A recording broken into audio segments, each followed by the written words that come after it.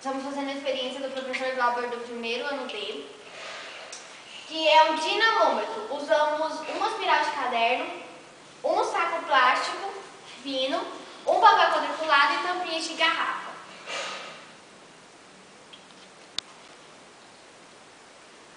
Meu nome é Ariadne, eu vou falar como funciona o dinamômetro. Bom, o dinamômetro ele é baseado numa mola, ela é fixa e móvel, ela é utilizada para pesar vários tipos de objetos e ela é mais conhecida como balança de peixeiros. Meu nome é Matheus Abraão, sou do primeiro ano D e eu vou terminar de explicar a nossa tarefa prática de física. Ao fim, quando você coloca a mola, quando você coloca as tampinhas, ela sofre uma deformação no qual dá uma resolução de quanto o objeto pesa, no qual nós devemos colocar as tampinhas. Eu vou colocar 10 tampinhas.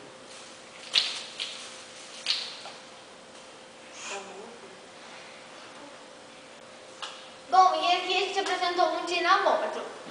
Beijo, galera. Tchau, até mais.